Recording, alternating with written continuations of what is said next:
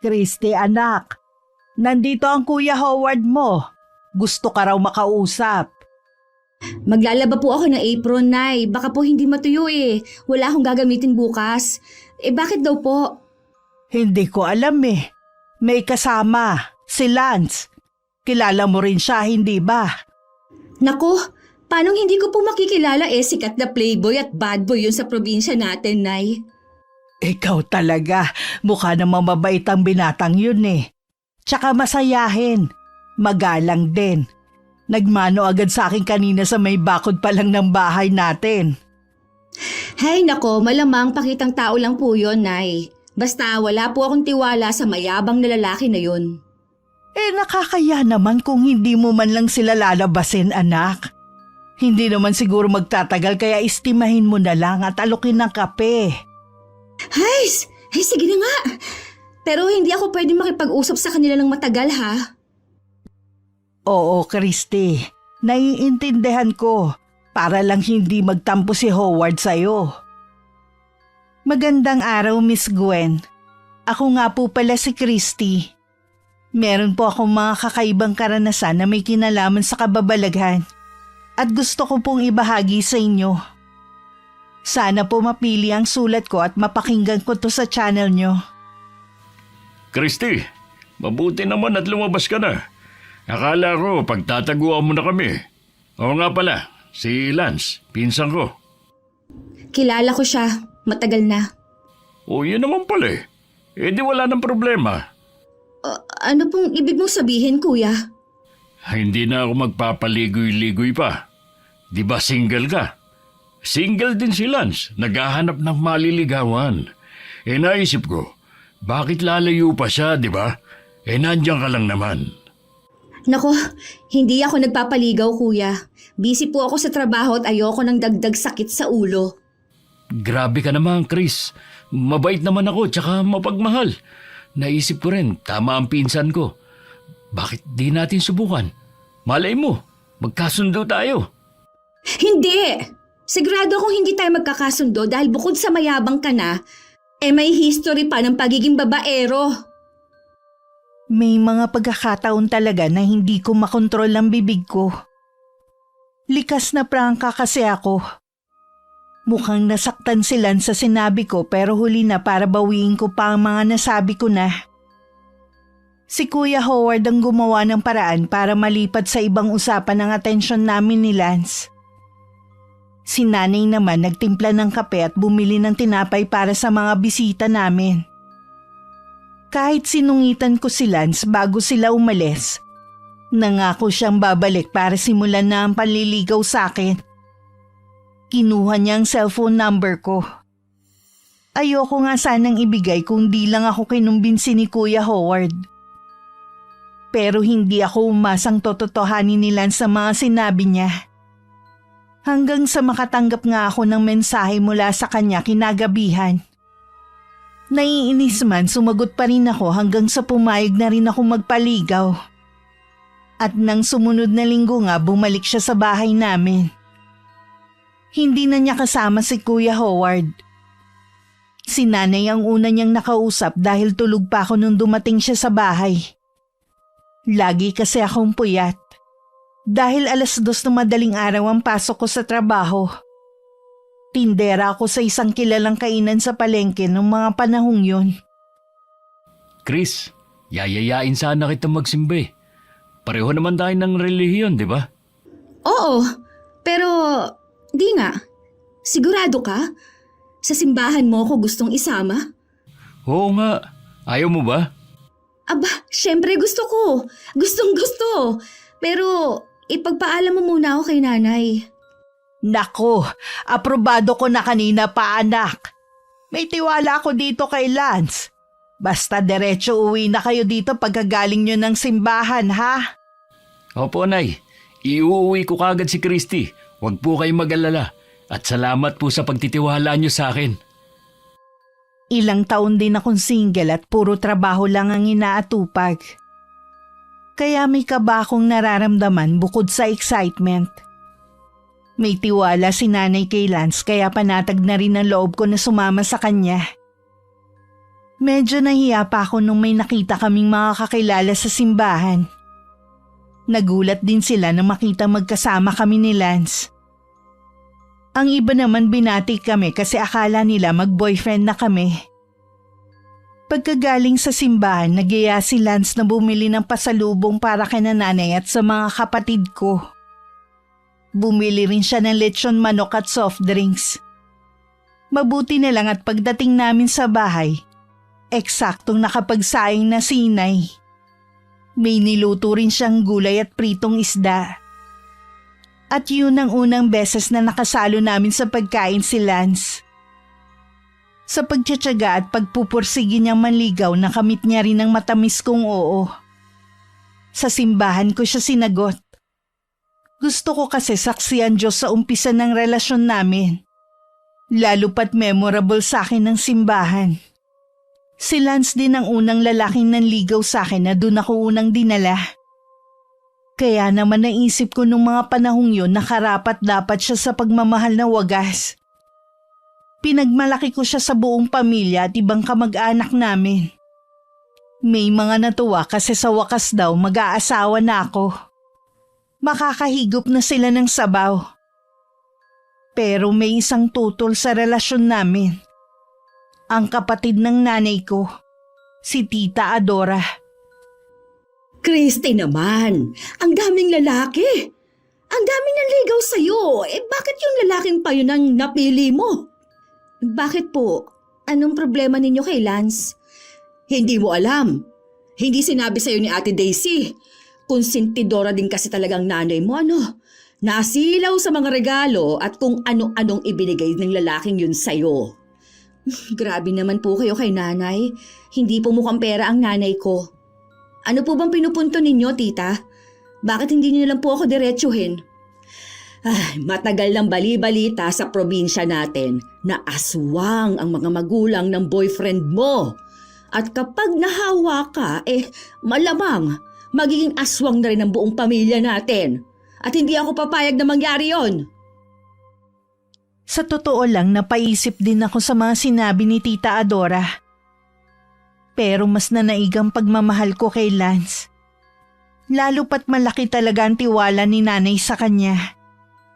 Kasi nung nanliligaw pa lang siya sa akin, kita talagang malinis at tapat ang intensyon niya. Kahit ang mga kapatid ko at pinsan boto sa kanya. Pero nung unang beses na isinama ko ni Lance sa bahay ng ate niya, hindi ako makatulog. Naalala ko kasi ang mga sinabi ng tiyahin ko. Wala naman ako nakitang senyales na may lahing aswang nga sila. Kahit yung pagkain at bahay malinis. Naisip kong baka chismis lang talaga yun na pinaniniwalaan naman ni Tita Adora. Nang maging kami ni Lance, isa talaga sa mga natuwa si Kuya Howard. Christy, Lance, doon tayo sa bahay mamaya. Nagluto si Mrs. ng pansit. Anong meron, kuya? Wala pa namang may birthday Sinisipag lang ang ate Maylin mo. Imbitahan ko raw kayo na magmerienda sa bahay. At saka tatagay din sana kami ng konti ni Insan. Naku, kunwari pang merienda. Iinom lang naman pala kayong dalawa. Hindi naman kami magpapakalasing, mahal. Magdadrive din kasi ako mamaya pa uwi. Oo nga naman, Ning. Kaya payagan mo na si Lance. Sige na nga. Basta 2 bote lang ng beer, kuya. Tapos, kwentuhan na lang tayo ni na Ate Maylin. Tuwing nasa bahay si Lance, madalas na ganun ang bonding namin. Minsan naman kami ang nagbibigay ng ulam kay na Kuya Howard. Masipag at masarap magluto ang boyfriend ko. Dahil doon, mas lalo ko siyang minahal. Malapit din siya kay nanay at bunso. Parang tunay na ina ang turing niya sa nanay ko. Siguro dahil ulila na siya sa mga magulang. Malambing din si Lance. Ganun daw madalas kapag bunsong anak. Masaya naging simula ng relasyon namin. May plano na rin kaming magpakasal noon. Minsan umaabot ng 1 linggo sa bahay namin si Lance. Doon siya dumediretso pagkagaling niya sa trabaho. At kahit hindi pa kami mag-asawa, ibinibigay niya sa akin ang sweldo niya. Kung may isang bagay na ayoko kay Lance, yun ay ang pagiging sobrang seloso niya. Umabot kasi sa puntong pinatigil niya ako sa trabaho ko. Dahil nagseselos siya sa mga customer at kaibigan ko sa palengke. Nung minsan kasing isinama ko siya doon, nakita niya na maraming bumabate at lumalapit sa akin. Mga suki namin. Binigyan niya yun ng mali siya na nauwi sa pagtatalo naming dalawa. Masyado ka naman, Lance. Mga kaibigan ko lang yun at karamihan, suki namin sa tindahan. Pero mga lalaki pa rin sila, Christy. Kung ayaw mo mag-away tayo palagi, sundin mo na lang ako. Pero paano naman yung trabaho ko? Kailangan ako ng mga amo ko dahil bukod sa ako ang pinakamatagal nilang tindera, paborito rin ako ng mga suki namin. Problema na nila yun. Makakahanap din sila ng kapalit mo. Hindi ka naman mamumroblema sa pera dahil ikaw naman ang humahawak na sweldo ko. Pwede rin kitang bigyan ng puhunan sa pagtitinda ko kung gusto mo. Basta dito ka lang sa bahay. Wala akong tiwala sa ibang lalaki. Kahit bata, kaedad mo, matanda, kaibigan mo. Basta lalaki, iwasan mo.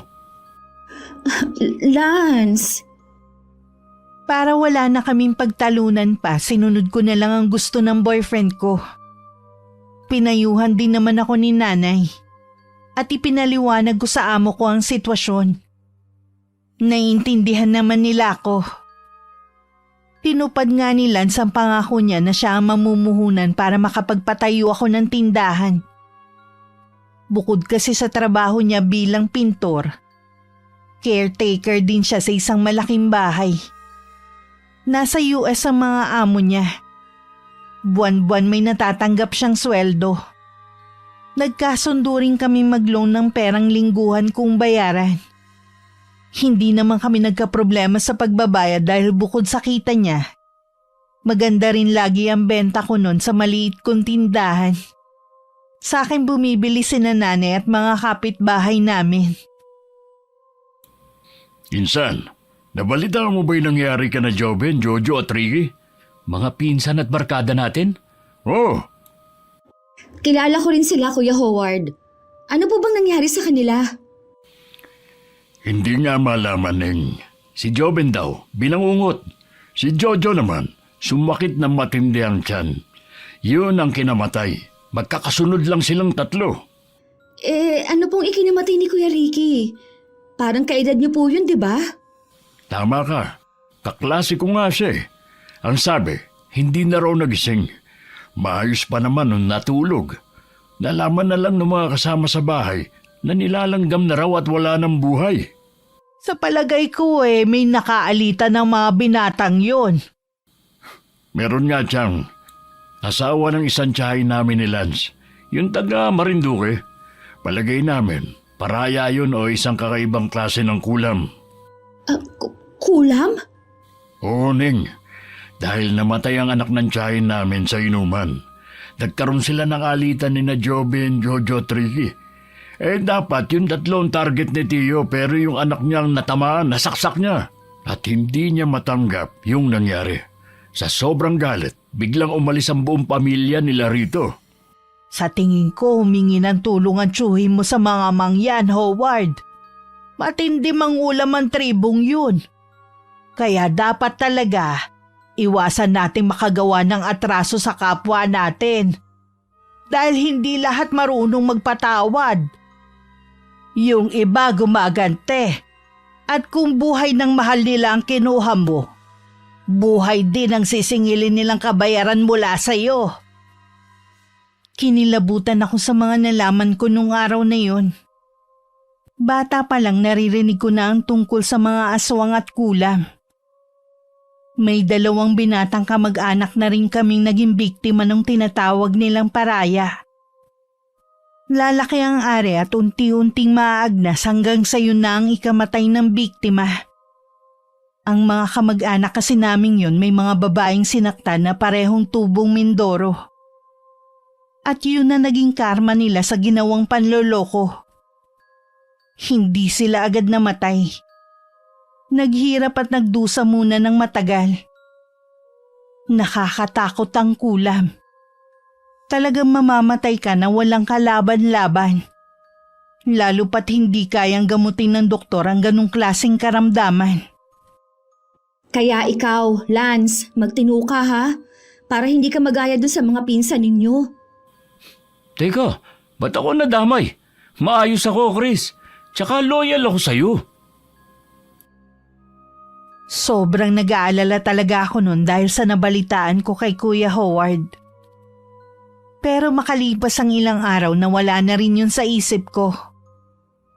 Naging abala na kasi ako ulit sa pamimili ng mga paninda ko at sa mga gawaing bahay. Tuwing araw ng linggo nagsisimba pa rin kami ni Lance at nakikipagkwentuhan kina Kuya Howard. Naging routine na namin ng ganon. Minsan naman bumibisita kami sa ate niya. Mabait silang mag-asawa sa akin pati na rin ang mga anak nila. Anak, bibisita raw dito si Adora bukas. Palagay mo anong masarap kaya na mailuluto? Sasabihin ko pong mamaya kay Lance. Baka may alam pa siyang special recipe eh. Yung masarap at bihira lang matikman ni tita. Para naman wala na po siyang masabi sa boyfriend ko. O sige, kayo nang bahala ha. Sinabihan lang kita at baka kasi may lakad ako bukas eh. Hindi ko maaasikaso ang tiyahin mo. Huwag na po kayo mag-alala, Nay. Kami na ni Lance ang bahala. Sinabi ko nga kay Lance ang tungkol sa pagbisita ni Tita Adora. Pero hindi ko nabanggit sa kanya yung usapan namin noon ni Tita.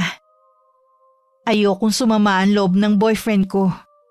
Lalo't hindi pa naman kumpirmado na totoo nga yung nasagap na chismis ng tiyahin ko. Hindi ko sinamahang mamalengke si Lance. Naglinis kasi ako ng bahay at naglaba kinabukasan. Hapon pa ang dating ni Tita Adora kaya marami pa kaming oras para maghanda. Pero pagdating ni Lance meron siyang ikinuwento sa akin. Grabe yung nangyari sa palengke kanina, mahal. Oh, bakit? Nagkagulo ba? May nagbarilan? O may nagwala na baliw? Hindi, mas matindi pa dun. Ay, Anong ibig mo sabihin? may nakasabay akong mangyan. Bumili ng buto-buto. Oh, tapos? Nagbayad naman. Pero tarantado yung tindero. Literal na puro buto ang binigay. Inalis ba naman lahat ng laman? Akala yata hindi alam ng mangyan yung ginawa niya. Tapos? Ano nangyari, mahal? Tahimik lang yung mangyan. Umalis na pagkatapos magbayad. Pero bago yun, tumitig muna ng matagal dun sa tindero. Tapos parang may binulong sa hangin. Mga 1 oras na nakalipas, nagsisigaw sa banyo yung tinderong gago. Umiiyak, humihingi ng tulong.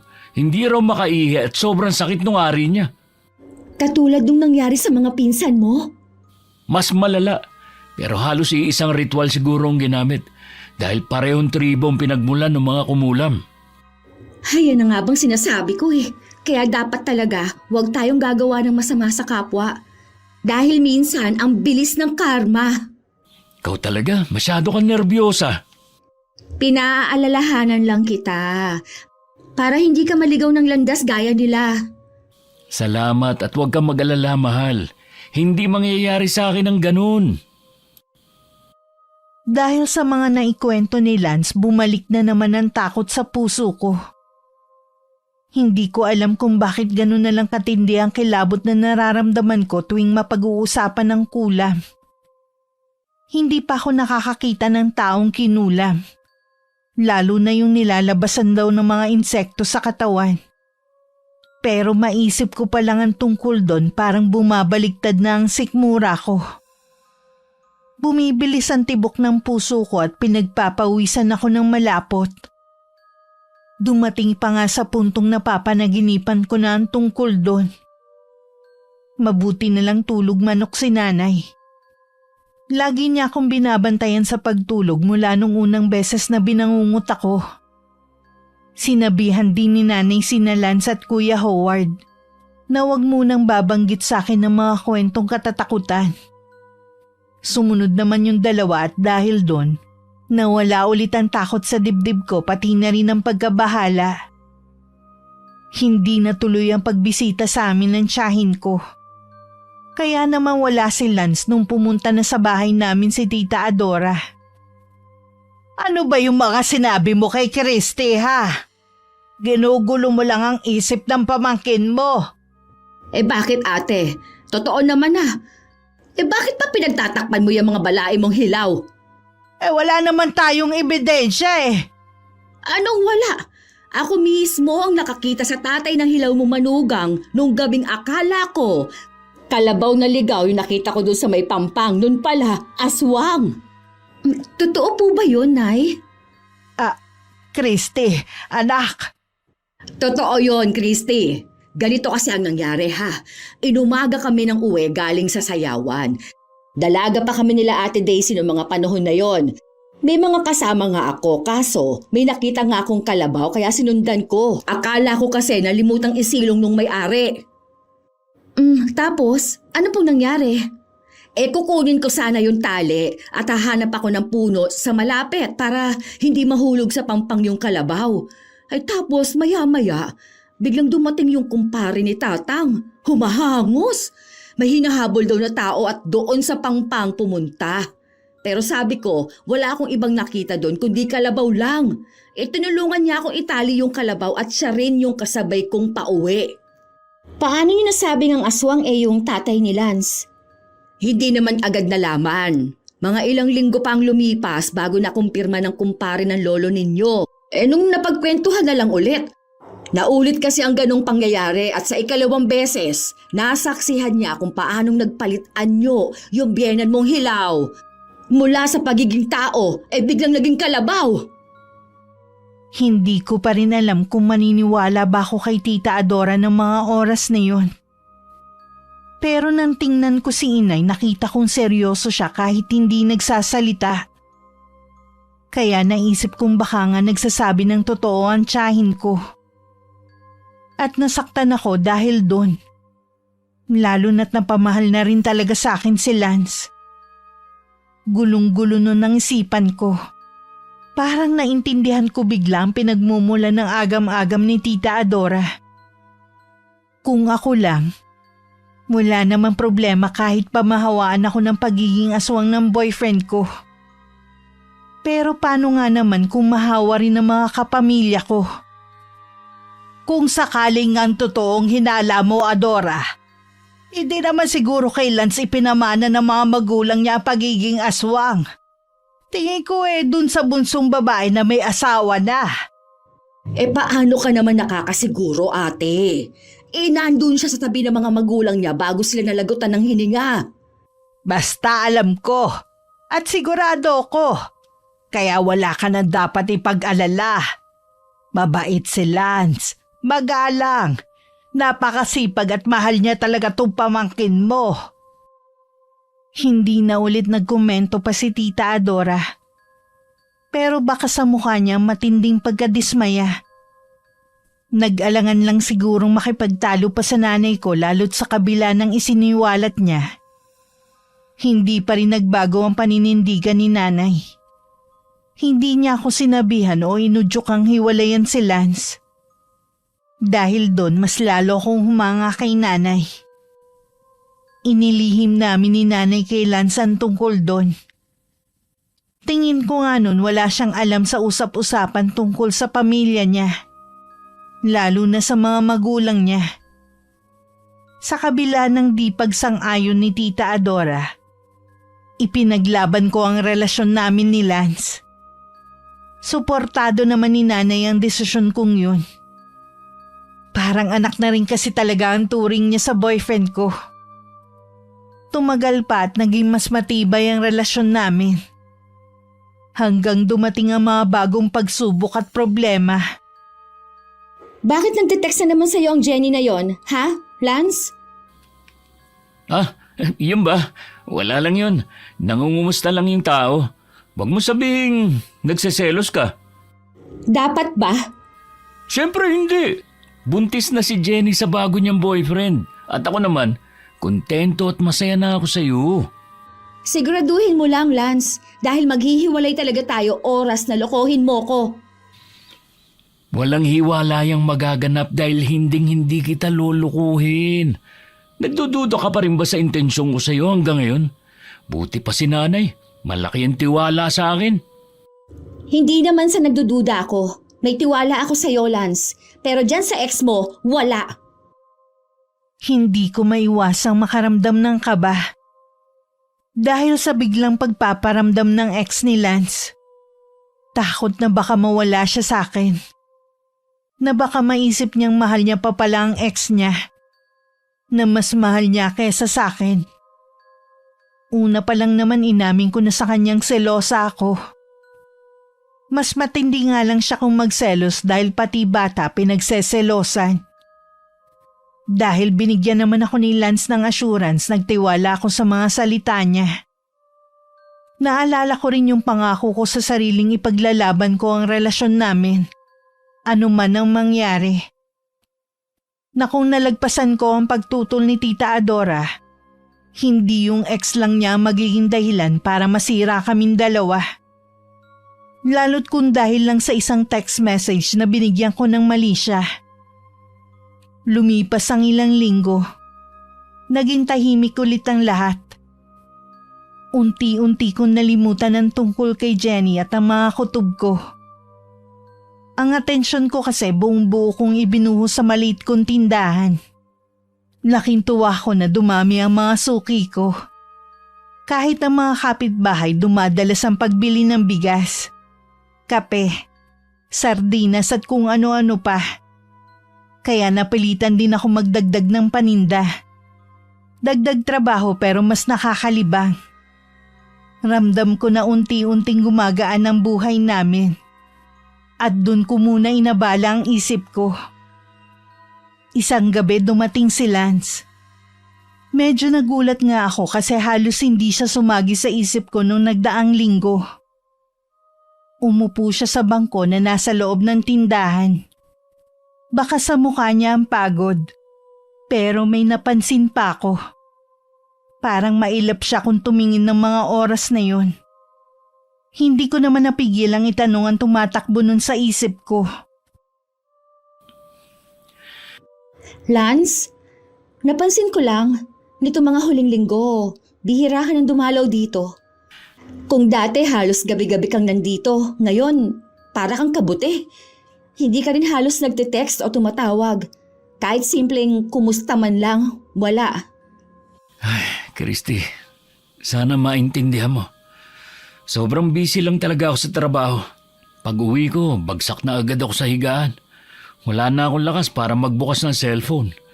Hindi ko sinasadya na hindi ka matawagan. Ang totoo, pati si na Ate Lara, halos hindi ko na rin nakakausap kahit magkasama lang kami sa bahay. Hindi naman ako humihingi ng sobrang oras sa'yo eh. Naiintindihan kong pagod ka, na maraming iniisip. Pero sana man lang kahit isang simpleng mensahe o isang tawag bago ka matulog. Hindi ko kailangan ng higit pa ron.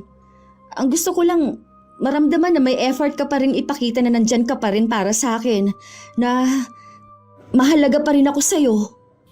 Christy, hindi mo lang talaga naiintindihan kung gaano kabigat lahat. Sa totoo lang, nagigilty na nga ako kasi pakiramdam ko. Kulang na ang oras ko para sa'yo. Pero wag mo naman agad isipin na may masama akong ginagawa. Wag mo isipin nagbabago na ako dahil hindi totoo yun. Hindi ko sinasabing may ginawa kang masama.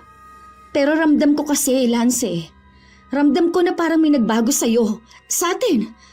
Kung dati, excited ka palaging pumunta dito. Lagi ka masigla. Ang dami mong dalang kwento. Ngayon, parang may pader na nakaharang sa pagitan natin eh. Parang nawawala ka na sa akin, Lance. Christy, ang dami ko lang talagang iniisip nito nakaraan. Pamilya ko, mga bayarin, trabaho, lahat sabay-sabay. Kung hindi ako nakakapag-text, kung hindi ako nakakatawag, hindi ibig sabihin nun nagbabago na ako. Hindi ibig sabihin na may iba akong iniintindi. Ikaw pa rin, Christy. Lagi ka pa rin nasa isip ko kahit hindi ko na lang lagi sinasabi at naipaparamdam sa'yo. Sana nga, Lance. Kasi ayoko dumating sa puntong magkakatotoo yung mga hinala ko. Hindi ko deserve na maramdaman na parang wala na akong halaga. na parang option na lang ako. Alam mong kaya kong tiisin na LDR tayo, pero hindi ko kayang tiisin ang pakiramdam na parang wala ka ng pakialam. Grabe ka naman, Christy. Hindi kita binabaliwala. Hindi ko niisip na wala kang halaga, pero tao lang din ako. Napapagod. Nadadala ng dami ng problema. Hindi ko kayang maging perpekto sa lahat ng bagay. Tao lang ako. Oo, tao ka nga lang. At ako rin naman. Kaya nga ako nagsasalita ngayon kasi tao lang akong nasasaktan. Tao akong naghahanap ng kaunting oras mula sa taong mahal ko. Tao akong napapraning kapag parang may nagbabago. At higit sa lahat, tao akong umaasa na hindi ako iiwan, hindi ako ipagpapalit. Sorry, mahal. Hindi ko intensyon na iparamdam sa iyo yan. Hindi ko rin gustong isipin mo na wala na akong pakialam. Pero sana, huwag kang magduda agad. Kailangan mo rin magtiwala. Hindi lahat ng bagay kailangan mong hanapan ng mali. Nagtitiwala ako, Lance. Alam mo yan. Pero may hangganan din ang tiwala kapag walang kasamang effort. Hindi kasi sapat na salita lang Ang tiwala, hindi lang basta binibigay ng libre. Kailangan may assurance akong matanggap mula sa'yo. Sorry na. Hayaan mo, dadalasan ko na ulit ang pagpunta rito sa inyo. Ayusin natin ang problema, okay? Pero sana rin, huwag mong isipin na may iba. Dahil hindi ko kayang saktan ka. At hindi ko kayang mawala ka sa akin. Nagkaayos din kami ni Lance nung gabing yun. Kaya lang hindi ko maipaliwanag kung bakit may bumabagabag pa rin sa akin. Ang bawat salita ni Lance kahit puno ng pangako parang may tinatago. Nasa pagitan ako na nagtitiwala at nag-aalinlangan. Iniisip kung hanggang kailan ako kakapit sa mga salitang hindi ko alam kung totoo pa nga ba talaga. Pagkatapos ng pag-uusap naming yun ni Lance, nagpakabisi na lang ulit ako. Sa tindahan, sa mga gawaing bahay, at kahit sa mga simpleng bagay na dati halos wala akong oras. Hanggang isang araw naisipan ko magbasa ng mga romance story sa isang sikat na reading app. Doon ko muling naramdaman ang kilig at hilig ko sa pagsusulat. Hinanap ko ang mga lumang notes ko, mga unfinished plot at storyline. Isa-isa kong tinuloy at pinost ko sa social media. Gumawa ko ng account na para lang sa pagsusulat, para may mysterious effect. Gumamit ako ng pen name. Kasi ayoko rin makilala ko ng mga kapamilya at dating kaklase. Ang nakaalam lang ng tungkol doon ay ang malalapit kong kaibigan. Si Lance naman lalo pang naging abala sa sariling buhay. At hindi ko alam kung ako ba ang nagbago. Pero parang unti-unti na rin ako nawalan ng pakialam sa kanya. Lalo na't alam kong simulat sa pool kontra siya sa passion ko sa pagsusulat. Hanggang isang gabi dumating siya sa bahay. Wala siyang dalang pasalubong. Walang sweetness gaya ng dati. Medyo nanibago ko, pero hindi na ako nagtampo. Ang totoo, hindi ko rin siya gaanong na-miss. Christy, may nabalitaan ako. Nagsusulat ka raw ulit, tapos pinopost mo pa online? Totoo ba yun? Oo, Lance. Totoo. Pero dapat nga masaya ka para sa akin Kasi 'di ba, wala na akong oras para magduda, magdemand, o magselos. Sa halip, nakahanap na ako ng paraan para maging masaya sa sarili kong mundo. Hindi ba dapat ganun? Masaya? Christy, ano nakakatuwa ron? Sa halip na makipag-usap ka sa akin, dun mo dinadaan sa mga storya mo lahat ng nararamdaman mo. Hindi ba't parang lumalayo ka lalo sa akin? Para bang mas gusto mong kausap yung mga estranghero kaysa sa boyfriend mo? Hindi ko gustong lumayo sa'yo sa totoo lang. Pero paano pa ako lalapit kung sa tuwing sinusubukan kong kausapin ka, puro pagod, puro dahilan ang sagot mo? Kaya ako nagsusulat ulit kasi hindi ko na nailalabas ang lahat ng nararamdaman ko na hindi ko na masabi sa'yo. Kasi ayaw mo na akong pakinggan Doon ko nararamdaman na may nakikinig kahit hindi ko kilala. At kung hindi mo kayang intindihin yon, Okay lang naman. Hindi mo alam kung gaano kasakit sa akin na marinig yan. Habang ako nagpapakahirap sa trabaho, halos abusuhin na ang katawan para lang may maipundar. Ikaw naman, abala sa pagsusulat ng kung ano-anong bagay. Hindi mo alam kung gaano ako naiinggit, Christy. Naiinggit ako sa mga taong nakakaintindi sa'yo, habang ako, para bang palaging mali. Lance, hindi ko hiniling na magpakahirap ka para lang may maipundar. Ang hiling ko lang, kahit konting oras, kahit konting atensyon. Pero hindi mo na yun maibigay eh. Kaya nga natutunan ko nang hanapin sa ibang bagay ang kasiyahan. Kung naiinggit ka, ibig bang sabihin nun, mas mahalaga sa'yo ang pride kesa sa relasyon natin? Hindi pride ang pinag-uusapan dito, Christy. Respeto ang hinahanap ko. Respeto na sana bago mo ilabas sa mundo ang mga damdamin mo, sa akin mo muna sinasabi. Respeto na sana hindi ka nagtatago ng pagkakakilanlan para magsulat ng mga bagay na alam kong ako ang tinutukoy. Respeto rin ang hinihingi ko, Lance. Respeto na sana hindi akong laging huli sa listahan ng mga bagay na inuuna mo. Respeto na sana hindi mo ako sinisisi sa bawat pagkukulang mo. At respeto na sana hayaan mo akong maging ako. Kasi kung hindi mo kayang tanggapin ang hilig ko, ibig sabihin lang nun, hindi mo ako kayang tanggapin ng buo. Hindi ko kayang makipagtalo pa. Kung ganyan ang iniisip mo, wala na akong magagawa. At umalis siya. Kahit halos wala pang 2 oras ang inilagi niya sa bahay namin. Hindi ko siya hinabol. Sa halip hinayaan ko na lang siyang mag-walk out. Dahil sa sandaling yun, naisip kong baka hindi na kami magkaayos pa ulit. Matapos nga ang mainit naming pagtatalo, akala ko wala nang mas titindi pa sa bigat na nararamdaman ko. Pero hindi pala. Dahil kinabukasan, isang tao na hindi ko inaasahan ng kusang lumapit. Para ilantad ang katotohanan ng sisira sa lahat ng tiwala at pagmamahal na pilit kong pinanghahawakan. Christy, alam kong hindi ko dapat pinakikialaman ang relasyon ninyo ni Lance pero hindi na ako mapakali eh. Kanina, habang pauwi ako galing sa palengke, may nakita ako. At hanggang ngayon, talagang nanginginig pa rin ako sa galit. Ate, ano po yun? Diretsuhin niyo na ako. Nakita ko si Lance. Kasama si Juvie, yung ex niya nung high school na madalas niyang ikuwento dati. Magkasama sila sa isang maliit na kainan at halos magkatabi pa. Christy, hindi ako bulag. Iba yung mga kilos nila. Si Juvie? Ate, sigurado po ba kayo? Kasi alam kong close sila ni Jenny. At kung siya pa ang kasama, sigurado ako. Hindi ko lang narinig kung anong pinag-uusapan nila pero sapat ng mga nakita ko para magduda ako. Christy, ayoko masaktan ka pero hindi ko rin kayang itago sa'yo ng matagal. Salamat ate. Hindi ko akalaing darating sa ganito. Hindi ko alam kung magagalit ako o masasaktan dahil sa ipinagtapat ninyo.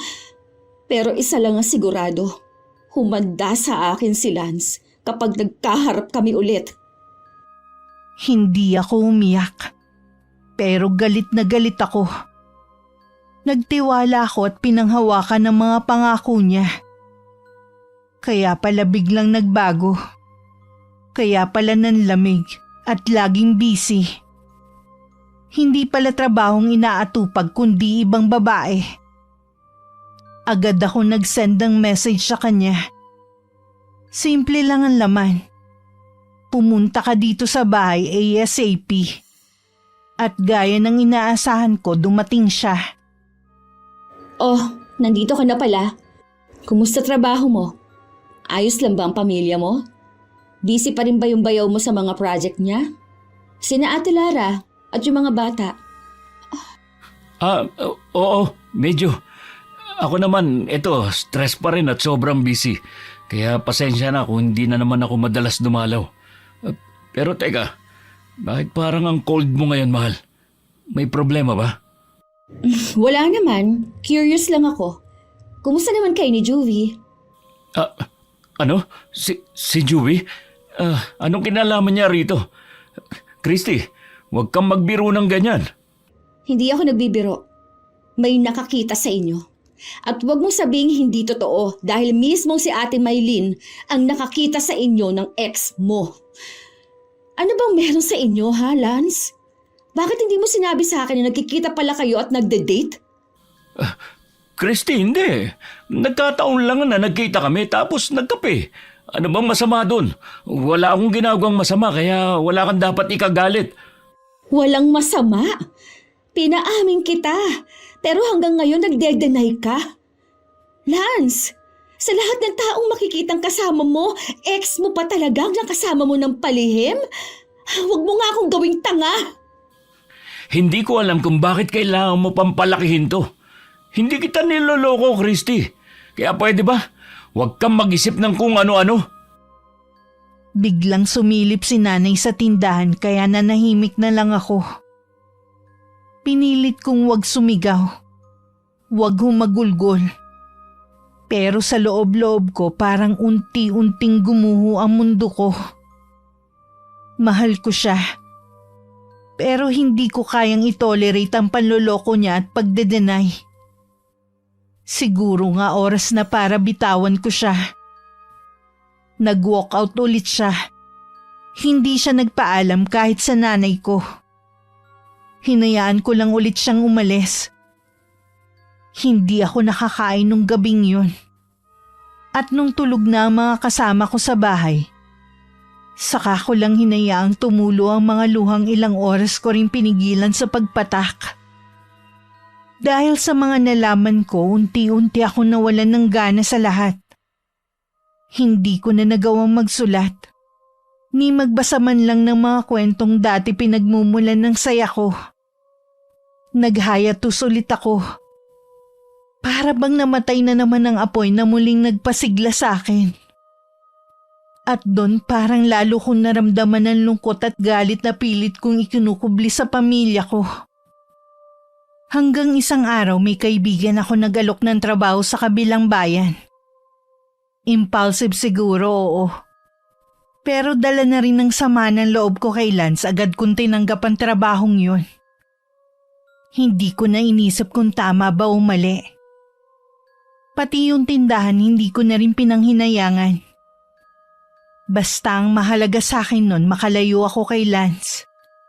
Sa mga alaala at sa lahat ng sakit. Hindi na ako nagpaalam sa kanya.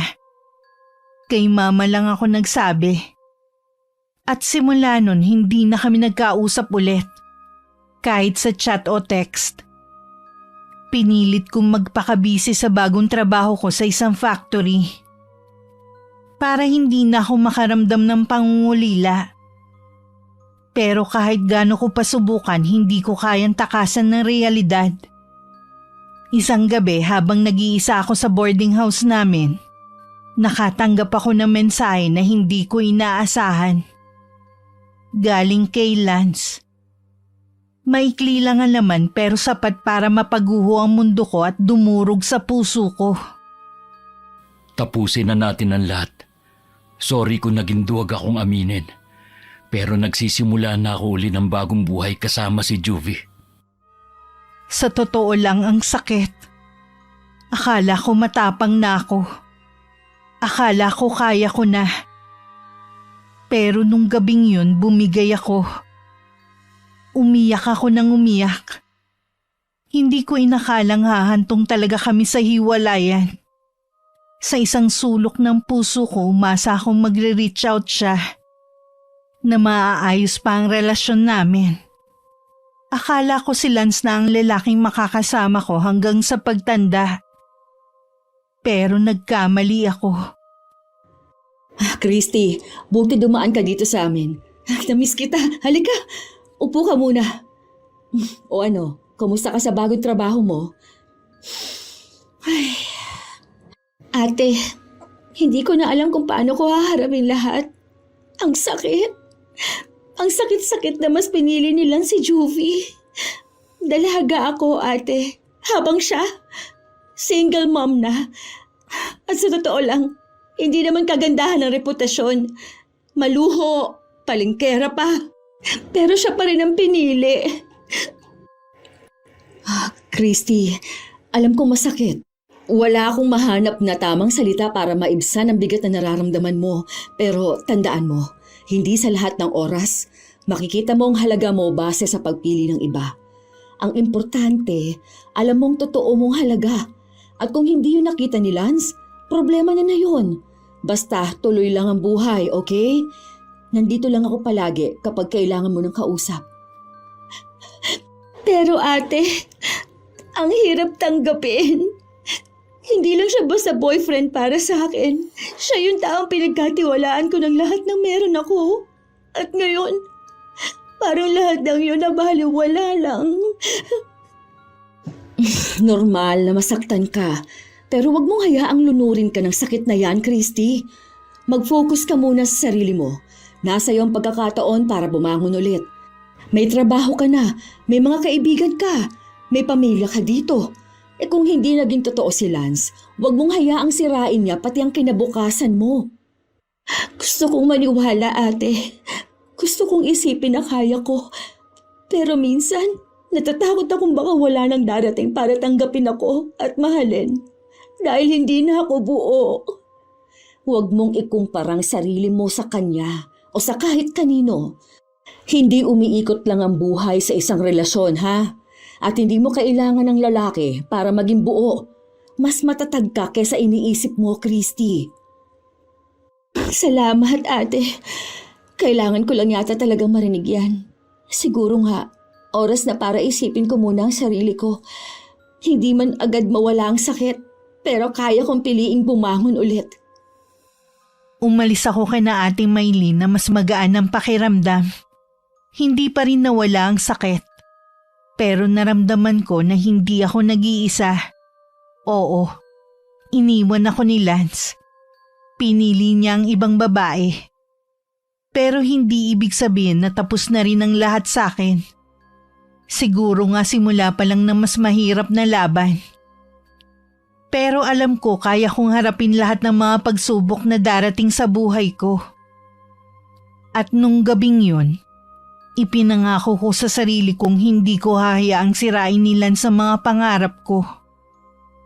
Hindi ko hahayaan ng pag-ibig na nagdulot ng sugat ang siyang magdidikta ng kinabukasan ko. Sa totoo lang hirap na hirap akong mag-move on. Lalo ako nalungkot nang maalala kong kinailangan kong isarado ang maliit kong tindahan noon. Tindahan na pinaghirapan ko. Pero isinuko ko para makalayo kay Lance. Nasanay akong lagi siyang nariyan. Lagi kong kasama. At sabay naming pinaplano ang kinabukasan. Pero pinilit kong bumangon. Pinilit kong kalimutan ang masakit na nakaraan. Mabilis na lumipas ang mga buwan. Halos hindi ko namalayan. Isang araw nakatanggap ako ng text mula sa ate ni Lance. Iniimbitahan niya ako sa birthday ng bunsong anak. Ayoko sanang pumunta dahil siguradong naroon si Juvie. Pero sabi ni Ate Maylin, invited din sila ni Kuya Howard. Christy, halika na. Sama ka sa birthday party. Hindi pwedeng wala ka, ha? Kahit pa anong nangyari, pamilya pa rin tayo sa paningin ng ate ni Lance. Ate, hindi ko alam. Siguradong nandoon si Juvie. Ayoko na sanang makita pa sila eh. Baka hindi ko kayanin. Huwag kang mag-alala. Kasama mo kami ni Howard. Hindi ka nag-iisa. Tsaka, wala kang kasalanan. Bakit ka matatakot? Kung may dapat na mahiya, hindi ikaw yun, kundi sila. Pero ate, paano kung hindi ko mapigilan ng sarili ko? Paano kung bigla akong sumabog sa harap nila? Chris, kung mangyayari man yon, nasa tama ka. Nasa panig ka ng totoo. Huwag mong hayaang matakot ka sa presensya ng babaeng umagaw sa boyfriend mo. Sige na nga, sasama ako. Pero sana tama ang desisyon ko na ito. Buti na lang saktong day off ko noon. May dala kaming regalo at pasalubong. Close din naman ako sa ate ni Lance at sa mga pamangkin. Kaya kahit papano masarap sa pakiramdam na inimbita nila ako. Si Lance hindi niya ako kinausap. Hanggang tingin lang siya. Pero kung selosa ako nun, mas lalo palang selosa si Juvie. Halos hindi niya inaalis ang mga mata niya sa akin. May mga inuman pero hindi ako uminom. Tahimik lang ako nakikihalubilo sa mga bisita na kakilala ko. Hanggang sa nalasing si Juvie. At doon nagsimula ang eksenang hindi ko inaasahan. Hoy, Christy! Abat ang lakas ng loob mong pumunta rito, ha? Akala mo kung sino kang api-apihan? Sa'yo ba talaga si Lance? Sa akin na siya ngayon. Kapal na mukha mo! Ikaw na nga yun ang agaw, ikaw pa tumiga ng manghamon? Proud ka ba, ha? Kasi ako, hindi. Dahil ipinagpalit lang pala ako nila sa isang palengkera, hiwalay sa asawa at mukhang bakla. Ginawa mo pa siyang kabet, Juvie. Ang tindi mo rin. Anong sabi mo? Ulitin mo nga! Alam kong narinig mo. Bakit ka pa uulitin hindi ka naman bingi? Hindi ako natatakot sa tulad mo. Ikaw ang sumira ng relasyon namin. Ikaw ang dahilan kung bakit nagbago si Lance. Pero hindi ibig sabihin matitinag ako sa mga patutsada mo. Kung akala mo rin na matatakot ako sa mga salita mo, nagkakamali ka. Ako na ang mahal ni Lance ngayon. Kung mahal ka nga niya, bakit kailangan mo pang lasingin ang sarili mo para ipamukha yun sa akin? Ang taong sigurado sa pagmamahal, hindi nag-aaksaya ng oras patunayan yun sa iba. Kaya kung ako sa'yo, tumahimik ka na lang, Juvie. Nakakaya ang eksenang yun.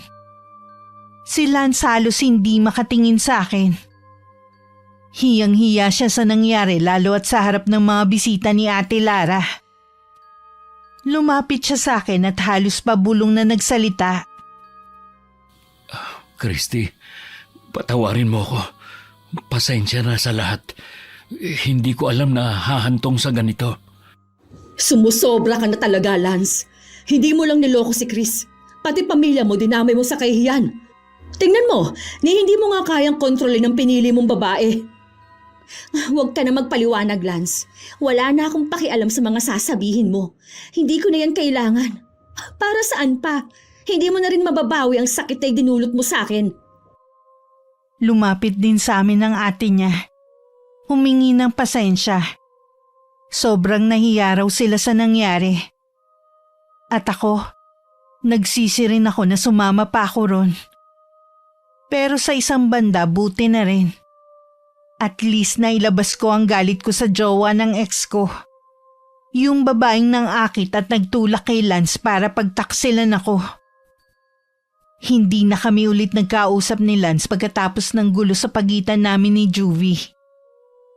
Pinili kong magpakabisi sa trabaho, sa sarili kong mundo, at sa mga simpleng bagay na nagpapakalma ng isip ko. Hindi na rin ako nag-boyfriend. Siguro natakot na rin ako. O baka sadyang napagod lang akong makipagrelasyon. Nabalitaan ko kay Ate Maylin na nagsama na raw sina Lance at Juvie. Ang sakit. Iniiyak ko na lang ulit. Pero sa totoo lang nung mga panahon na yun, natutunan ko na rin tanggapin. Na siguro nga hindi talaga siya para sa akin. Isang araw simpleng hapon lang sa bahay namin. Naglilinis ako ng kuko. Tahimik ang paligid. Nang biglang dumating si Ate Maylin. Hindi naman ako nagulat na binisita niya ako. Dahil madalas naman siyang pumasyal sa amin. Pero kinilabutan ako sa kakaibang ngiti niya nung mga oras na yun. Kaya napakunot noo ako habang nakatitig sa kanya. Chris, may kasama ako ngayon.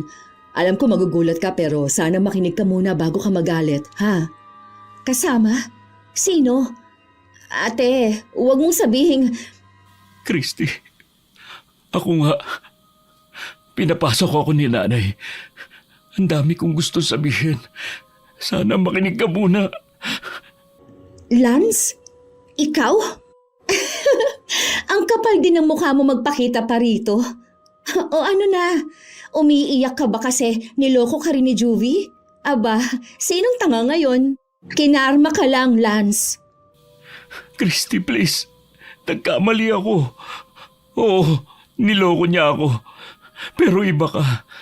Ikaw ang minahal ko. Ayokong matapos tayong ganito. Bigyan mo pa ako ng isang pagkakataon. Isang pagkakataon? Lance, ilang beses na ako nagbigay sa'yo noon. Pero anong ginawa mo? Binaliwala mong lahat. Pero Christy, hindi ko kayang wala ka. Wala akong katahimikan, wala akong direksyon. Sa'yo lang ako naging totoong masaya. Kung totoo yan, bakit mo ko iniwan? Bakit mo ko ipinagpalit? Huwag mo na akong gawing option ulit, Lance. Hindi ako panakipbutas. I know my worth, kaya umalis ka na. Hindi siya agad umuwi. Nakipag-inuman pa siya sa mga tito ko na kapitbahay lang namin. Halatang gusto niyang manatili pa malapit sa akin. At nung nalasing siya, Christy, patawarin mo na ako.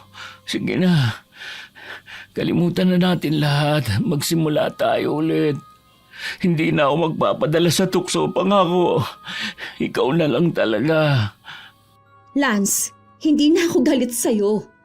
Pero ayoko na. Hindi ko na kayang ibalik ang dati. Naka-move on na ako. Kung gusto mo, pwede tayo maging magkaibigan. Pero hanggang dun na lang. Kaibigan? Christy, hindi ko kayang maging kaibigan ka lang. Pero kung yan ang gusto mo, wala na akong magagawa. Minsan, kailangan nating tanggapin na hindi lahat ng mahal natin para sa atin. Hindi tayo ang itinadhana. Mahal pa rin kita, Christy. Kahit na ano mangyari. At ako, pinili ko na mas mahalin ang sarili ko. Kaya tama na, Lance. Hindi na kita kayang mahalin ulit. mabilis na lumipas ang mga taon mula nung huling pag-uusap namin ni Lance. Hanggang sa nagkaroon ng hindi inaasahang pandemya na nagdulot ng pangamba at kilabot sa lahat. Lalong nawalan ng pag-asang magkakayos kami ni Lance. Kung nagkataon na hindi siya tumigil sa panunuyo sa akin, baka bumigay rin ako. Bago sumapit ang pandemic, nakabisita pa ako kay Lance kasama ang isang kaibigan. At doon wala na talaga akong maramdamang galit. Wala na ring pait. Para bang naghilom na ang sugat. Nagkaroon kami ng pagkakataong mag-usap ng maayos. Closure ika nga. Kaya masasabi kong maayos na naging paghihiwalay namin. Walang sigawan, walang iyakan, walang sumbatan. Kapwa na namin tinanggap na baka hindi nga talaga kami para sa isa't isa. Patapos na ang pandemic na may sinagot akong manliligaw. Sa panahong yon, nalaman ko rin na may bagong girlfriend si Lance. Simple lang daw yung babae. At ayon sa mga usap-usapan, siya raw ang kauna-unahang boyfriend nun. Ang sabi pa ni Reto raw ng asawa ng ate ni Lance. Dahil may sarili na rin akong love life nun, pinili kong maging masaya para sa kanya. Iniisip ko baka ang bago kong boyfriend na nga rin talaga ang taong itinadhana para sa akin. Isang hapon habang nagkukwentuhan kami ni Ate Maylene. Ate, kumusta na si Lance? Si Lance. Sabi ni Ate Lara, balak na raw niyang pakasalan si Josephine. Mukhang seryoso na talaga siya sa bagong GF. Napangiti ako. Pero aaminin ko may konting kirot pa rin ako nararamdaman sa puso ko. Alam kong wala na akong karapatan pang makaramdam ng ganon. Lalo't may boyfriend na rin akong nagpapasaya sa akin. Kaya pinili kong sarilinin na lang yun. Hindi ko na ipinaalam kay Ate Maylene. Lumipas ulit ang mga buwan na halos hindi ko namamalayan.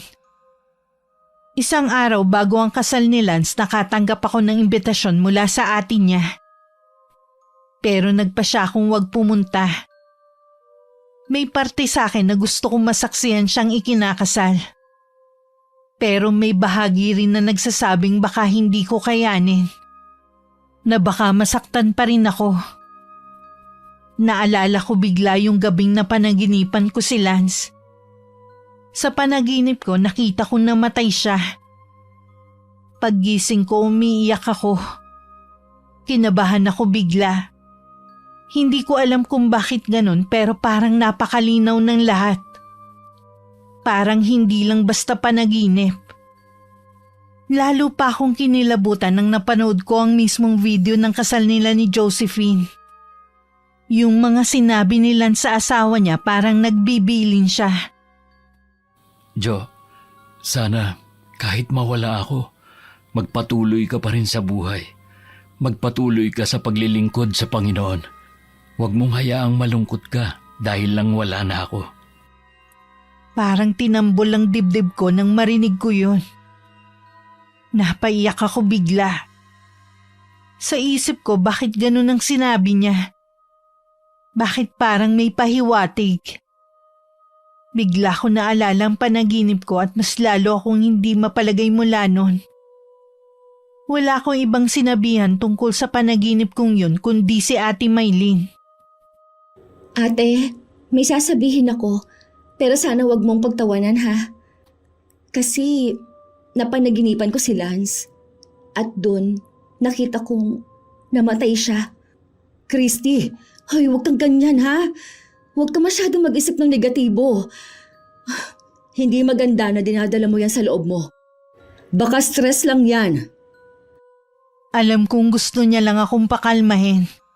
Pero sa tono ng boses niya ramdam kong kinabahan din siya. Malapit sila nila sa isa't isa kaya sigurado akong nag-aalala rin siya.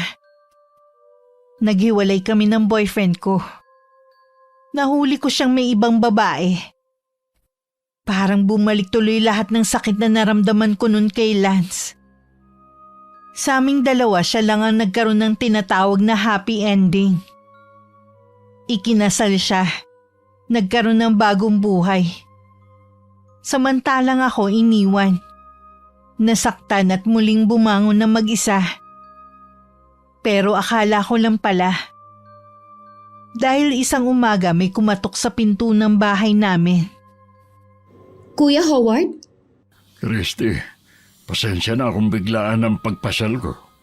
Alam kong matagal na kayong walang komunikasyon ni Lance. At siguro ayaw mo na rin makarinig ng kahit anong balita tungkol sa kanya. Pero hindi ko kayang hindi sabihin sa iyo to eh. Naalala mo ba kung anong araw ngayon? Birthday niya. Oo, birthday niya. Alam kong marami kang magandang alaala tuwing dumarating ang petsang ito. Pero kailangan mo malaman, Chris. Si Lance, may sakit siya. Ano to kuya? Biro ba to? Matagal na kaming wala ni Lance at matagal ko nang tinanggap na may iba na siya sa buhay. Pero bakit ngayon? Bakit sa birthday niya, saka mo sasabihin sa akin to? May sakit siya? Anong klaseng sakit? Chris, seryoso ako. Hindi ako pumunta dito para magbiro. Maiintindihan ko kung magagalit ka. May karapatan ka rin magduda. Pero nakita ko siya kahapon. Ang laki ng binagsak ng katawan niya. Hindi na siya kasing lusog ng dati. At kahit ako, nahirapan tignan ng pinsan ko sa ganong kalagayan. Natulala ako. Ayoko sanang maniwala pero nakita ko ang katotohanan sa mga mata ni Kuya Howard.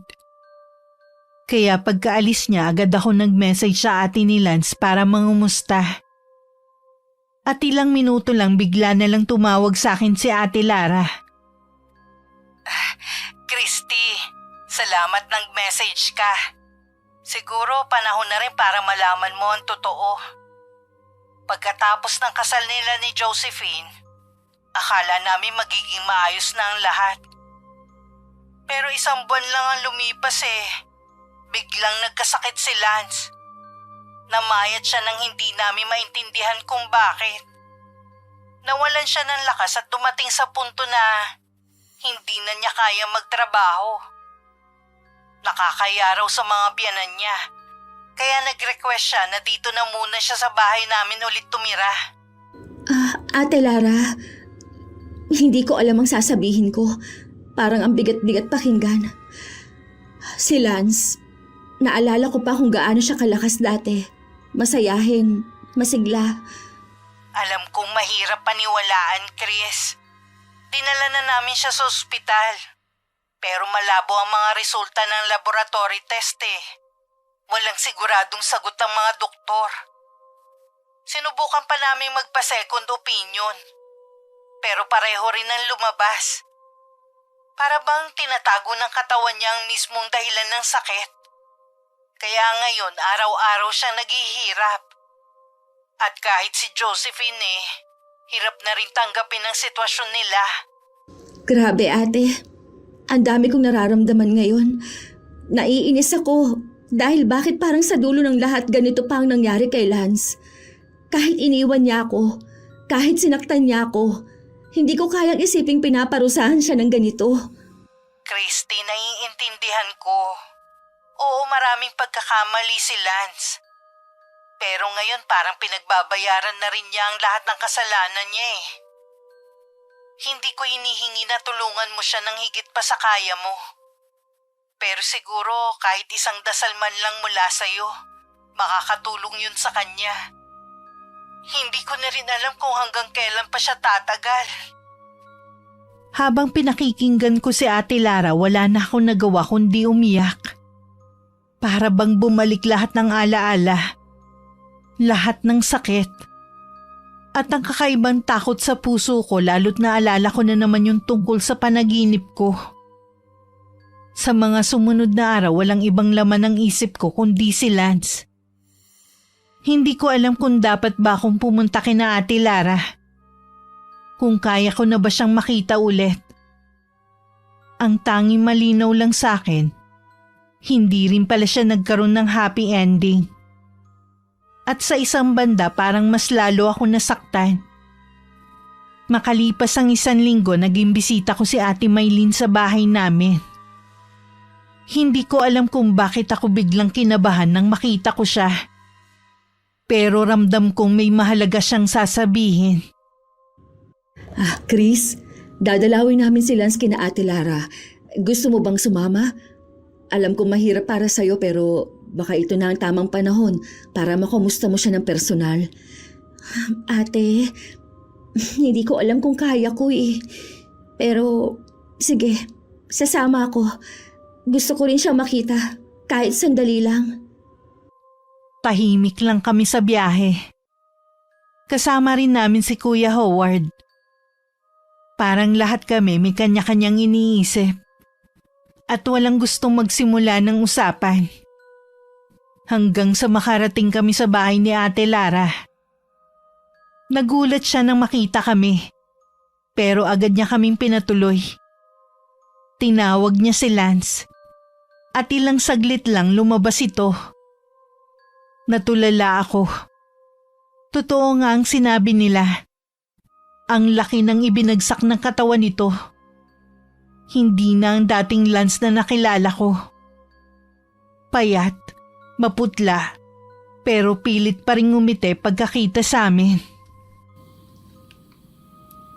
Christy, kumusta ka? Pasensya na ha. Nakakahiya ang itsura ko ngayon. Pero masaya akong makita ka ulit. Ako rin, Lance. Kumusta ka? Okay naman. Naghain na ako. Kumain na kayo. Hindi ko na kayo masasabayan ha. Katatapos ko lang kasing kumain nung dumating kayo eh. Sige lang, busog pa naman ako eh. Asan pala ang asawa mo? Nandun sa bahay ng mga biyanang ko. May mga kinuhang gamit. Babalik din yun mamaya. Ikaw, Christy, may boyfriend ka na? Wala. At hindi ako naghahanap. Hindi ako naniniwala. Oo, totoo nga. Lance, ang laki ng ipinayat mo. Hindi siya sumagot. Tumahimik lang bigla. Ako rin biglang wala nang masabi. Lahat ng kasalanan niya sa akin nun parang bigla akong nakalimutan. Gustong gusto ko siyang yakapin. Pero pinigilan ko ang sarili ko. Hindi na pwede. Hanggang tingin na lang ako at pangungumusta. Bilang respeto na rin sa asawa niya. Malungkot ako nung umalis kami. Pero nangako ako sa sarili na babalik ako ulit doon sa susunod na linggo. Naging mahirap para sa akin ang mga sumunod na araw. Ang bigat lagi ng pakiramdam ko. Tiningnan ko yung picture ni Lance na sinend ni Ate Lara. Payat siya pero malaki ang tiyan. Hindi ko napansin yun nung dinalaw namin siya kasi maluwag ang t-shirt na suot niya. Parang may kakaiba talaga sa nangyayari sa kanya. Lalo't walang makita sa mga lab test. Christy, babalik kami bukas. Dadalawin ulit namin si Lance. May dala akong mga pagkain. Ginisang munggo na may chicharon tsaka graham. Siguro matutuwa siya. Ay, sayang nga lang hindi na siya pwedeng kumain ng marami gaya dati. Ate, salamat ha. Siguradong matutuwa yon. Paborito niya yung munggo na may chicharon comfort food niya. Tsaka yung graham.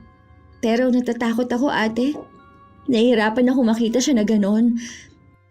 Alam ko, Chris. Pero wala namang masama kung malaman niyang nagmamalasakit ka pa rin sa kanya. Oo. Gusto kong makita siya ulit. Gusto kong sabihin na magpakatatag siya. Tahimik ulit kami sa biyahe.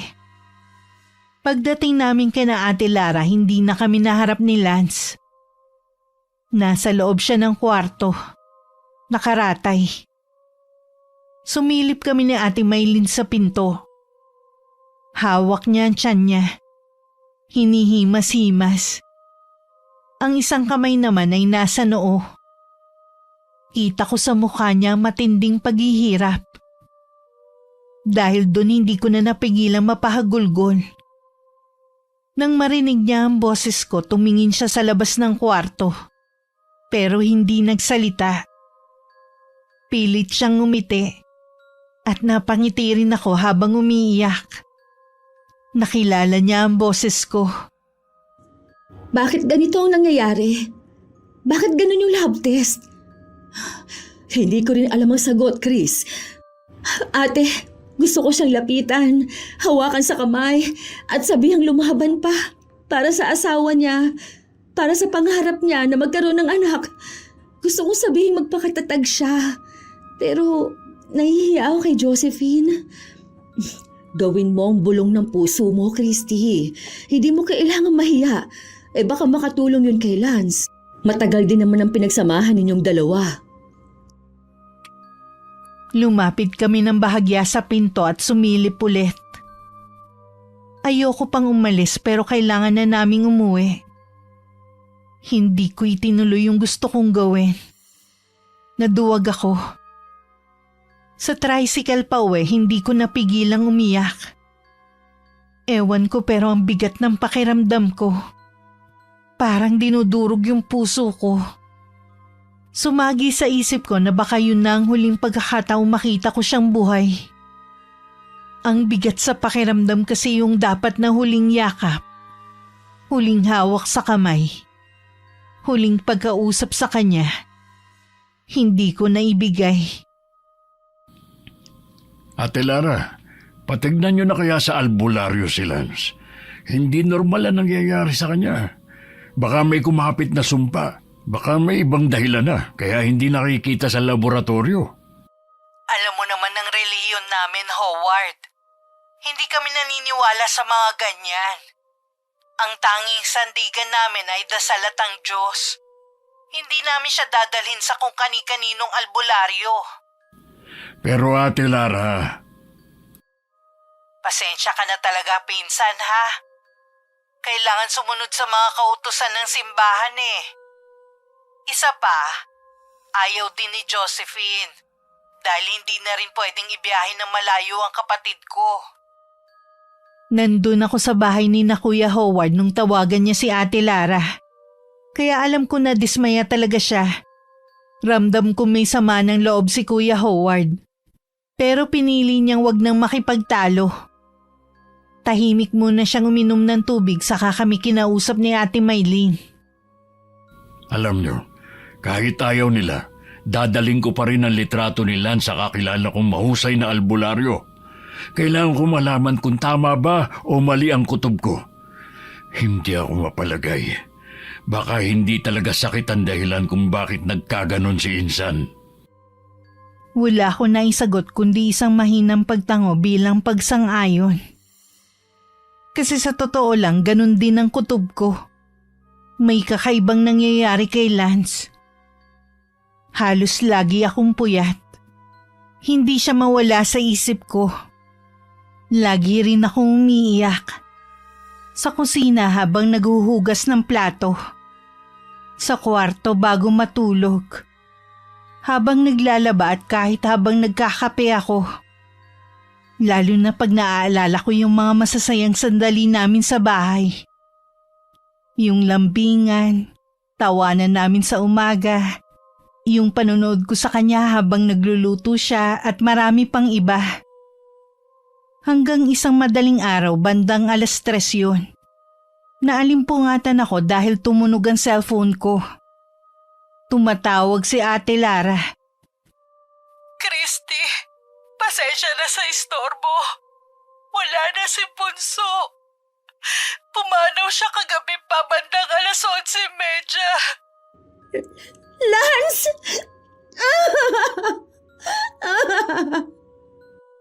Nagkulong ako sa kwarto ko maghapon. Iyak ng iyak. Hindi rin ako kumain. Parang tumigil ang pag-ikot ng mundo. Hindi ako makapaniwalang wala na siya. Ang lalaking kahit sinaktan ako may puwang pa rin sa puso ko.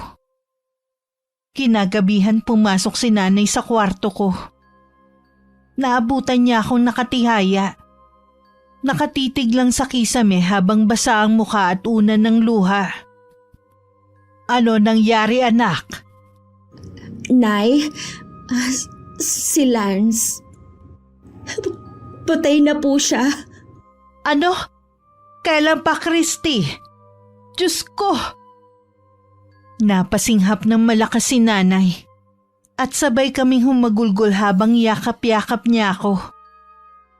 Parang tunay na anak na ang turing niya kay Lance. Kaya alam kong masakit din sa kanya ang nalaman. Pupunta kami ng mga tita mo sa unang lamay ni Lance. Sasama ka ba, anak? Hindi, Nay. Hindi ko pa siya kaya makita na nasa ataol. Hanggang sa araw ng huling lamay ni Lance para akong robot. Hindi pa rin nagsisink in sa akin ng lahat. Ang katotohanan wala na siya. Na hindi na siya babalik. At hindi ko na makikita pa kahit kailan. Nagpunta kami ni na Ate Maylin sa huling lamay ni Lance. Ang daming tao. Doon ko lang talaga nalaman kung gaano karami ang nagmamahal sa kanya. Sabi ni Ate Lara galing daw doon si Juvie. Kaaalis lang nung dumating kami. Sa totoo lang takot ako sumilip sa patay na nasa loob ng kabaong. Pero kay Lance, hindi. Tinitigan ko pa siya. Matagal. At halos matumba ko kung hindi lang ako naalalayan ni Ate Lara. Gusto kong pigilan ng sarili kong umiyak lalo na't naroon ng asawa niya. Ayokong makita ni Josephine na ganun kalalim ang epekto ng pagkawala ni Lance sa akin. Pero hindi ko napigilan. Ang mga luha ko tuloy-tuloy na nagsipatakan habang nakaharap ako sa kabaong niya. Nagpunta ako sa banyo at doon ako humagulgol ng humagulgol. Naalala ko lahat mula sa umpisa. Nung time na isinama siya sa amin ni Kuya Howard. Hanggang sa magkaroon kami ng maayos na hiwalayan. Napakabata pa ni Lance para mamatay. Naalala ko rin yung sinabi sa akin ni nanay na baka kaya hindi kami yung nagkatuluyan dahil baka hindi ko raw kayanin. Kapag ako yung asawa niya nung mga panahon nagkasakit siya hanggang sa tuluyan na lagutan ng hininga. At tama nga siya. 5:00 na ng madaling araw nang umuwi kami ni na Ate Maylin. Nagpahinga lang saglit tapos naghanda na ulit para makipaglibing. Sa simenteryo hindi na napigilan ni Ate Lara na mapahagulgol. At dun ko lang nakitang umiyak si Josephine. Kagaya ng huling beses na dinalaw ko si Lance, hindi ko nagawang lapitan siya. Kahit sa huling pagkakataon. Binuksan ang kabaong niya. Humawak sila sa mga paa niya. Gusto ko rin sanang gawin yun. Gusto kong ipadama kay Lance na mahalaga siya sa akin. Hanggang sa huling sandali niya sa mundo. Pero naduwag na naman ako. Kaya tahimik na lang akong umiyak mula sa malayo. Habang tinatanaw ko siyang ihatid sa kanyang huling hantungan. Matapos magpaalam kina Ate Lara, sumakay na ako sa isa sa mga inarkelang jeep. Habang umaandar yun, iyak pa rin ako ng iyak. Hindi muna ako umuwi sa bahay namin. Dumiretso ako kina Ate Maylin. At doon may nalaman akong mas mabigat pa kesa sa pagkawala niya. Christy, may kailangan ka malaman. Tama ang hinala ko. Walang sakit si Lance. Kinulam siya. Ano? Kuya, anong ibig mong sabihin? Kinulam siya gamit ang isang kandilang itim. At ang salarin, asawa ni Juvie. Diyos ko. Kaya pala biglaan lahat. Kaya pala walang makita sa mga lab test niya. Pero, bakit? Paano? Alam mo ba kung anong klase ng kulam ang kandilang itim? Hindi yun pangkaraniwang sumpa. Ang bawat sindi ng kandila, unti-unting kumakain sa lakas ng biktima. Una, papayat. Magmumukhang sakitin kahit malakas naman dati. Tapos, lalakihan tiyan para isipin ng tao may sakit sa loob. Baka sa atay, baka sa bituka. Pero ang totoo, ang kandilang itim ang sumisipsip ng buhay niya. Kaya pala ganun ang katawan ni Lance. Payat, pero malaki ang tiyan. Oo, at hindi siya mabilis na pangungulam. Ang kandilang itim ginagamit ng mangkukulam kapag gusto nilang pahabain ang paghihirap ng isang tao. Hindi agad pinapatay ang biktima. Kuya, bakit naman ang asawa ni Juvie? Ano bang nagawang kasalanan ni Lance sa kanya? Ang sabi ng albularyo, may atraso raw sila sa kanila. Dahil hindi talaga hiwalay sa asawa si Juvie. 3 taon na raw ito ng taning kay Lance. 3 taon ang ibinigay na limitasyon ng buhay niya matapos sindihan ng kandila. At ngayong taon, natapos ang oras ni Lance. Hindi makatarungan. Sa pagtataksil nila no ni Juvie, sa kasalanan nilang dalawa sa akin, buhay ni Lance ang naging kabayaran. Ganon ang kulam, Christy. Hindi mo agad nakikita pero mabigat ang parusa. At ang mas masakit, walang gamot laban sa kandilang itim. Maliban na lang kung mahuhuli agad ang magsisindi at mapapawalang bisa ang orasyon. Pero huli na, wala na ang pinsan ko. Para akong pinagsakluban ng langit at lupa. Bumalik lahat ng sakit at galit sa puso ko. Naalala ko ang pagtataksil nila noon. Kung paano halos nasira ang buhay ko dahil sa kanila. Kung hindi nila ginawa yun, kung hindi nila ako niloko, baka buhay pa si Lance ngayon. Hindi ko alam kung anong mas masakit. Ang makita siya naghirap hanggang sa uli. O ang malaman na sinadya talaga ng ibang tao ang lahat ng yun. Kuya, may ganun palang klase ng kulam. Ang tagal ng pagpapahirap para lang parusahan hindi lang ang biktima, kundi pati ang pamilya nito. Oo, hindi basta-basta ang kandilang itim. Habang nauupos ang kandila, nauubos din ang lakas ng biktima at sa bawat pagsindi, nagsisimula ulit ang paghihirap nito. Kaya hindi tuloy-tuloy ang sakit ni Lance. Minsan medyo nagiging maayos siya. Akala ni na Ate Lara gumagaling na. Pero sa oras na sindihan ulit ng asawa ni Juvie ang kandila, babalik na naman ang sakit ni Lance. Parang pinaglalaruan ang buhay niya. Diyos ko, kawawa si Lance. 6 na buwan pa lang silang kasal ni Josephine. Ang tagal kong umiyak. Halos hindi ako mapatahan ni na Kuya Howard at Ate Maylin. Hindi ko alam kung paano tatanggapin ang lahat ng nalaman ko. Sabi pa ni Kuya Howard, hindi lahat ng sugat ay nakikita. May mga sugat na dulot ng inggit at galit. At ganung klase ang kumitil sa buhay ni Lance. Nagpasama ako kay Ate Maylin. Sa wakas na pagdesisyonan kong harapin ulit si Juvie. Para sa akin. Para kay Lance. Pagdating namin sa bahay nila, kumatok ako. Bumukas ang pinto. Nagulat kami pagkakita sa isa't isa. Pero mas nagulat ako sa kanya kasi maputla siya. Parang wala ring gana sa buhay. Hindi na ako nagpatumpik-tumpik pa.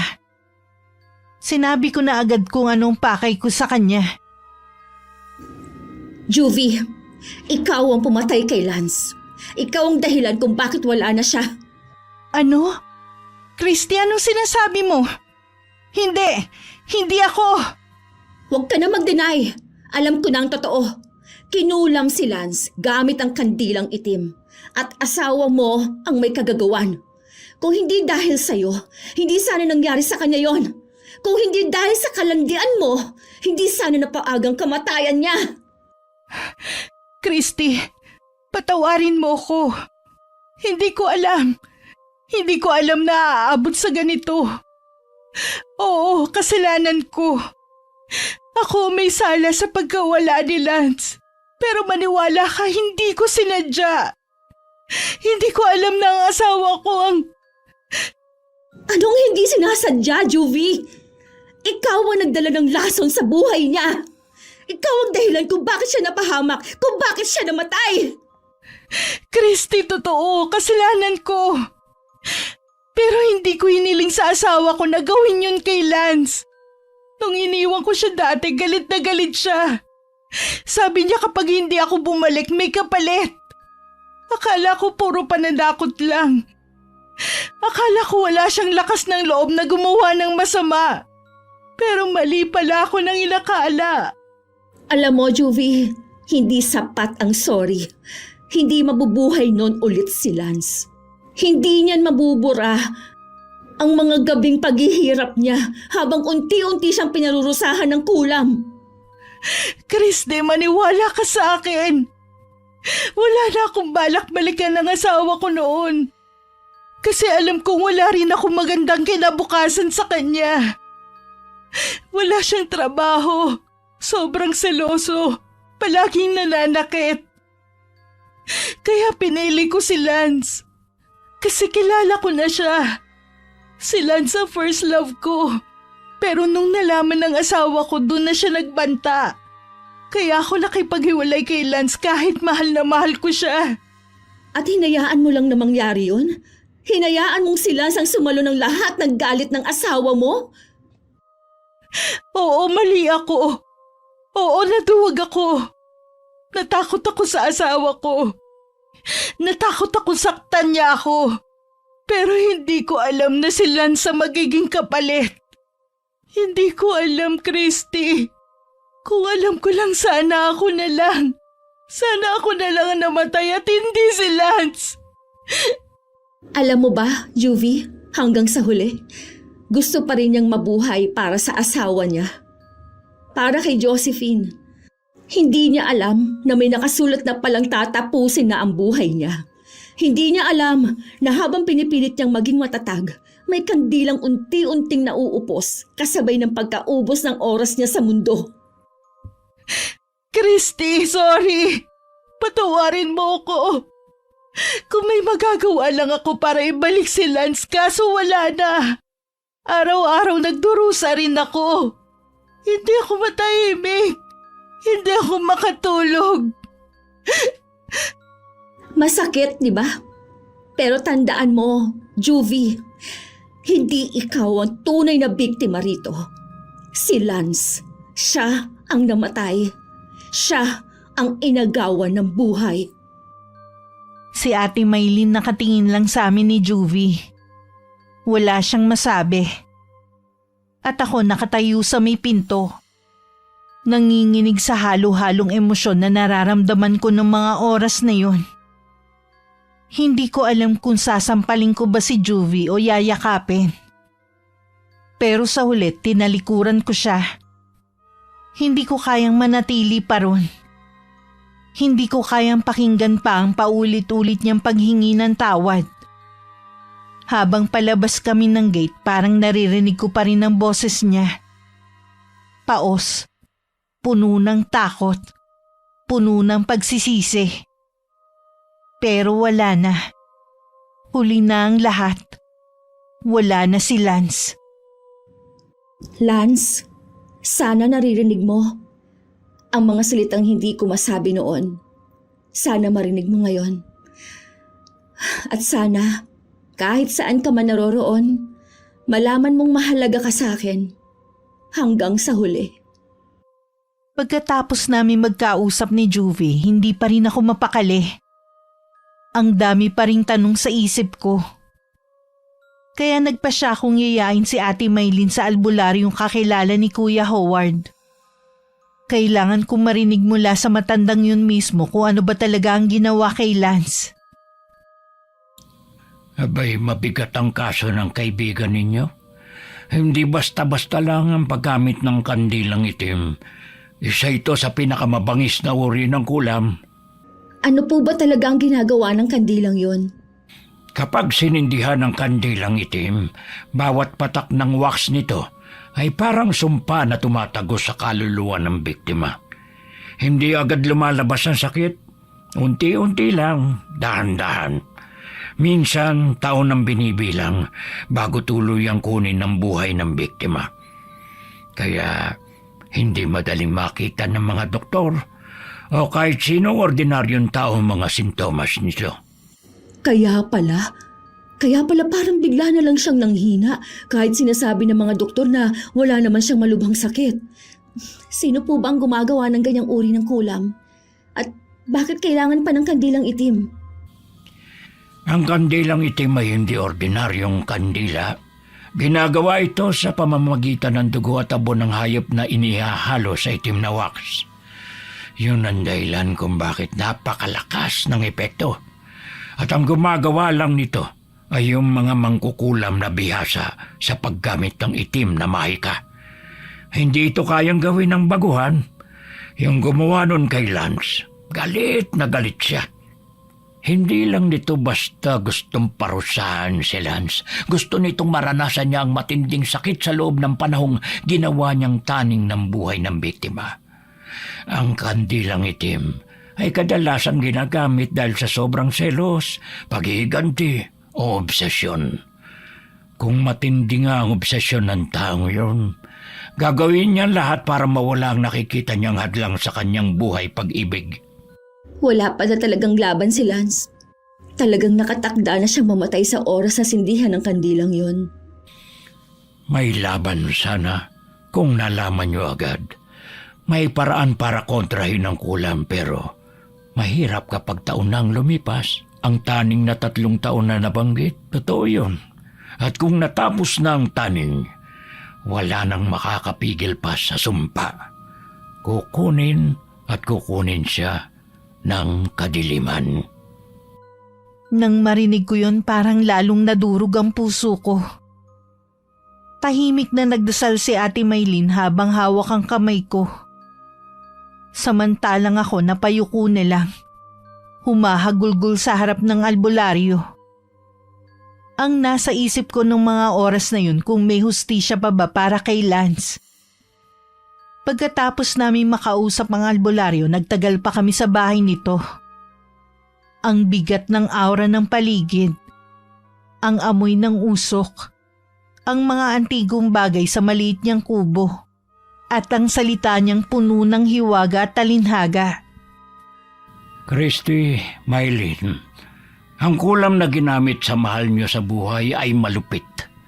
Naiintindihan ko ang galit na nararamdaman ninyo pero Kung naghahangad kayo ng ganoong klase ng pagganti, lalo lang kayo malulugmok sa kadiliman.